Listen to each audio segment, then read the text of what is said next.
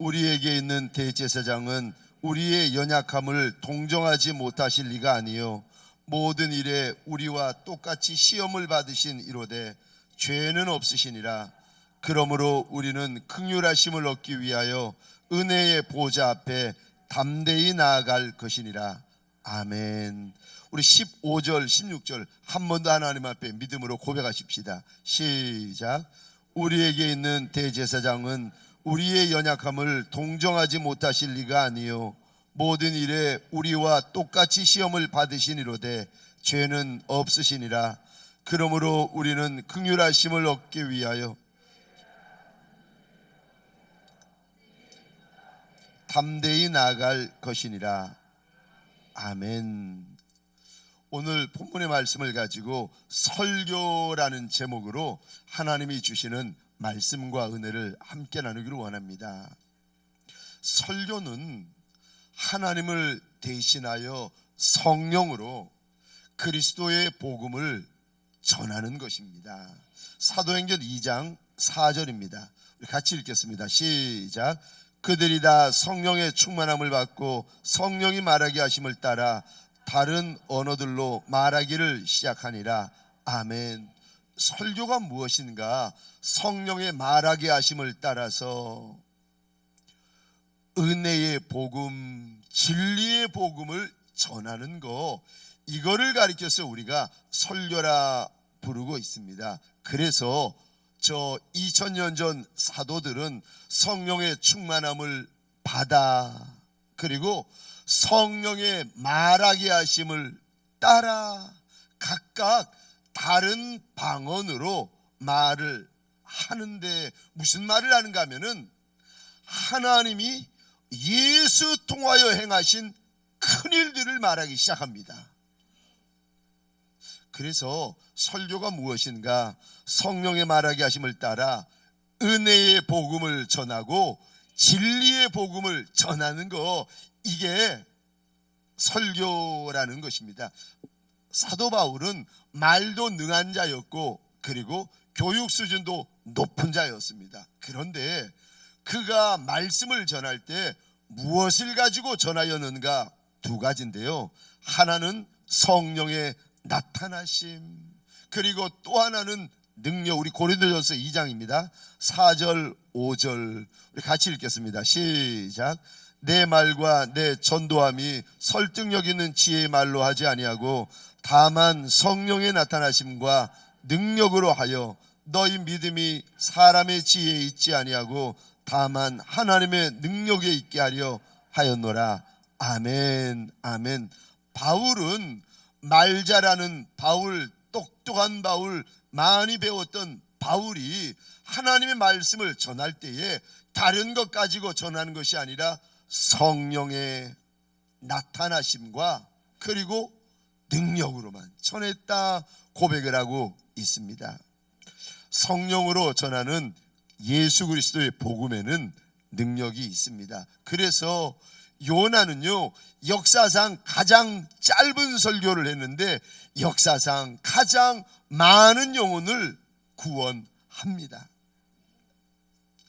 사도들 그 간단한 설교, 그 단순한 설교가 하루에 3000명씩 5000명씩 그리고 점점 더 많은 영혼을 구원하였습니다. 저와 여러분들 설교를 듣고 설교를 대할 때 기억해야 될 첫 번째 것이 있습니다. 은혜의 보좌. 저 히브리서 4장 16절입니다 같이 읽겠습니다. 시작. 그러므로 우리는 긍휼하심을 받고 때를 따라 돕는 은혜를 얻기 위하여 은혜의 보좌 앞에 담대히 나아갈 것이니라. 아멘. 아멘. 은혜의 보좌 앞에 나가라고 이야기를 하는데, 여기 은혜의 보좌 앞은 하나님 앞입니다. 왜 하나님의 보좌를 은혜의 보좌라고 말씀하시는 건가? 왜냐하면 하나님으로부터 성령의 생수가 흘러나와 목마른 자가 마시게 되고 은혜의 복음, 진리의 복음을 들려주심으로 하나님의 그 많은 은혜, 과분한 은혜, 잊을 수 없는 은혜를 누릴 수 있기 때문에 하나님의 보좌를 가리켜서 은혜의 보좌라, 은혜의 보좌라 이야기를 하십니다. 은혜의 보좌는 하나님 앞을 말하는 거지 교회 설교 강단을 말하는 것은 아닙니다. 그런데 우리가 교회에서 예배를 드릴 때마다 강단이 거룩한 하나님의 임재가 있고 성령이 역사하시고 은혜, 복음, 진리, 복음이 선포되어지는 은혜의 보좌가 되어야 된다는 말씀입니다. 그래서 말씀 전하는 자는 성령이 말하게 하심을 따라서 전해야지 자기가 원하는 말을 전하면 안 된다는 것입니다. 성령이 전하게 하시는 첫 번째 복음이 무엇인가? 은혜의 복음. 그래서 설교 강단에서는 저 도덕이나 경제나 윤리나 율법이나 어떤 지식을 가르치는 것이 아닙니다. 하나님의 은혜를 알려주고 하나님의 은혜를 들려주고 하나님의 은혜를 가르쳐주고 하나님의 은혜를 선포하는 것이 바로 이 설교 강단입니다.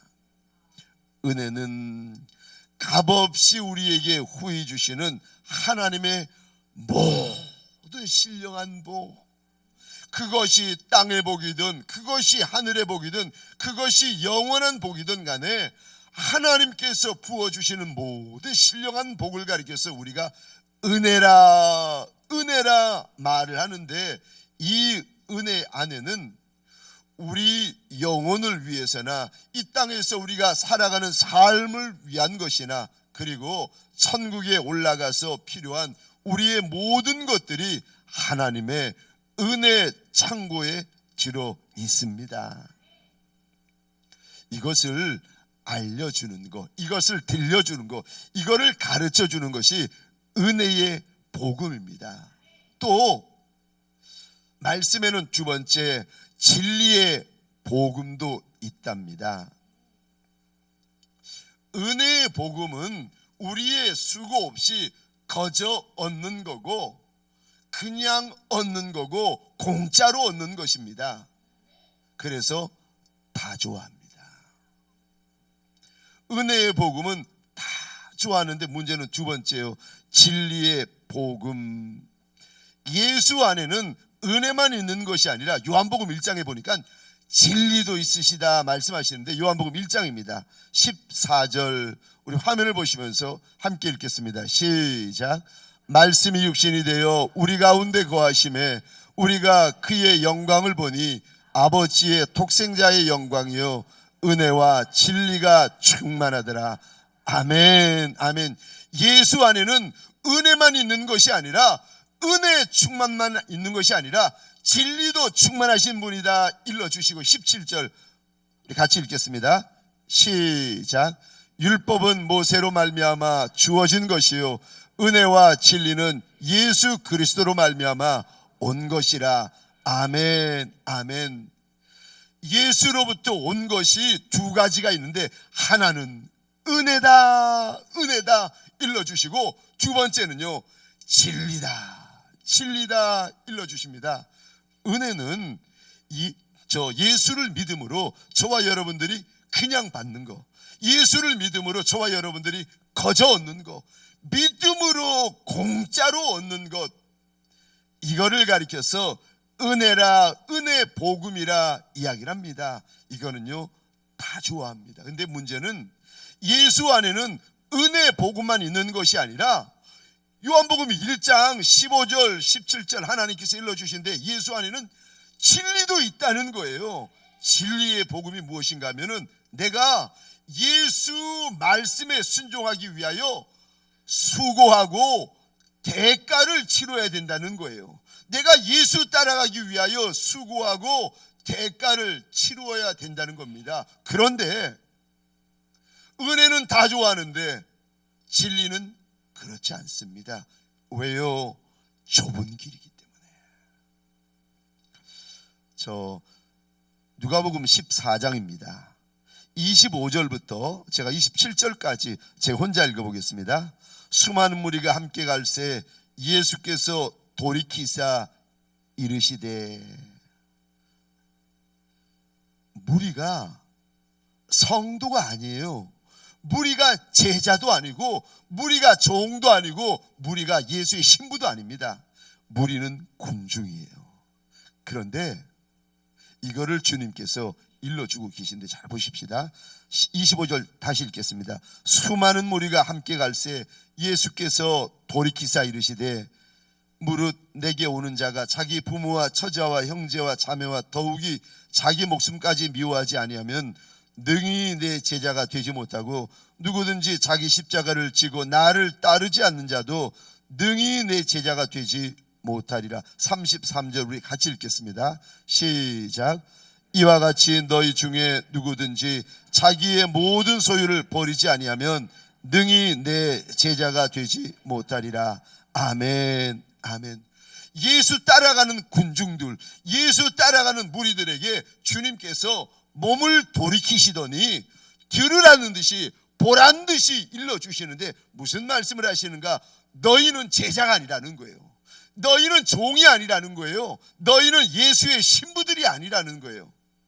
너희가 예수의 제자, 예수의 종, 예수의 신부가 되려면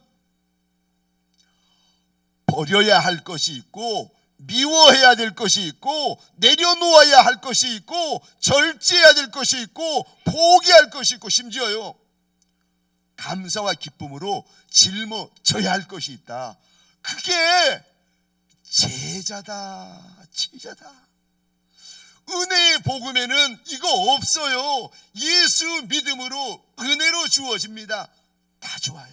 근데 예수 안에 은혜 복음만 있는 것이 아니라 오늘 진리 복음을 일러주시는데 예수 따라가려면 미워해야 될 것이 있고 예수 따라가려면 포기해야 될 것이 있고 예수 따라가려면 내려놓아야 될 것이 있고 예수 따라가려면 끊고 절제하고 돌이켜야 될 것이 있는데 그것뿐만이 아니라 예수 따라가려면 날마다 져야 될 짐이 있다고 일러주십니다.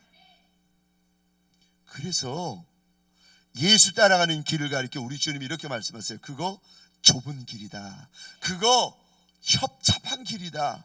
그거 좁은 문이다. 절대로 예수 따라가는 것이 쉬운 일이 아니고 편한 길이 아니고 넓은 길이 아니라고 우리 주님은 일러주십니다.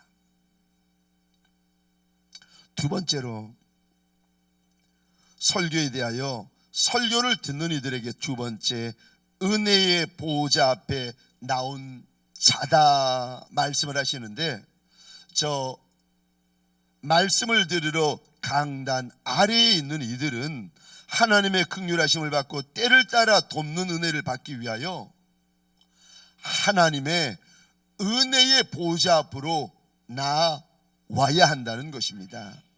저와 여러분들 가운데 지금 하나님의 은혜가 필요한 분이 계십니까? 지금 하나님의 은혜의 보호자 앞으로 나오셔야 됩니다. 지금 하나님의 긍휼이 필요하신 분이 계십니까? 지금 하나님의 긍휼의 보호자 앞으로 달려 나오셔야 됩니다. 하나님의 긍휼은 긍휼을 원하는 자에게 주어집니다. 하나님의 은혜는 은혜를 소원하는 자에게 주어지십니다. 그래서요 하나님이 초대하시는 자는 목마른 자입니다. 하나님이 생수를 주시는 자는 가난 자입니다. 하나님이 긍휼을 부어주시는 자는 자신이 죄인임을 아는 자입니다. 하나님이 치료해 주시는 자는 주시기를 원하는 자입니다. 하나님이 복음의 떡을 먹여주시는 자는 영원히 줄인 자입니다. 우리 주님이 누구를 긍휼히 여겨주셨는가? 주님을 따라다닌 무리들이 아니었습니다. 주님께 나 좀 불쌍히 여겨달라고 소리 지르던 인생들이었습니다. 어느 인생이 만왕의 왕 만주의 주가 되신 예수님의 발걸음을 멈추게 할 인생에 누가 있겠습니까? 어떤 왕이 그 일을 하고 어떤 임금이 예수님의 발걸음을 멈추게 할 수 있겠습니까? 없지요. 그런데 우리 주님께서 나 좀 불쌍히 여겨 주옵소서 소리 지르던 소경 거지 바디메오와 10명의 나병 환자들의 소리를 들으시고는 주님이 발걸음을 멈추어 주십니다. 우리 예수님은 긍휼을 구하는 자에게 거절하신 적이 없으신 하나님이십니다. 저와 여러분들 가운데 하나님의 은혜가 필요하고 저와 여러분들 가운데 하나님의 긍휼이 필요하신 자가 계십니까? 강단이 하나님의 은혜의 보좌 앞이 되어지시기를 주의 이름으로 축원합니다.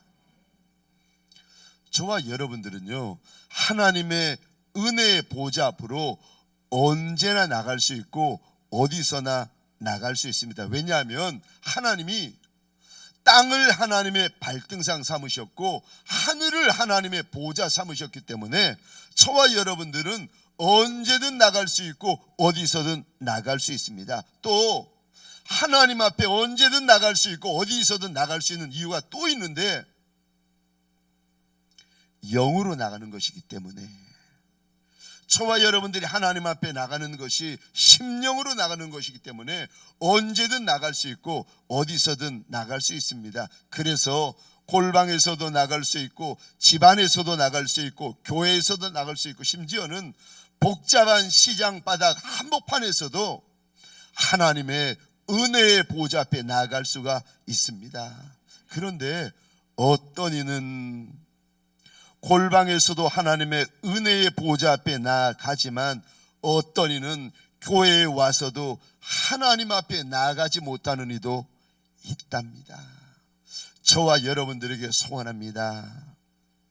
정말 하나님의 은혜가 부어지는 예배가 되기를 원한다면 저와 여러분들이 겸손한 마음으로 은혜의 보좌 앞으로 달려 나오는 저와 여러분 되시기를 주의 이름으로 축원합니다.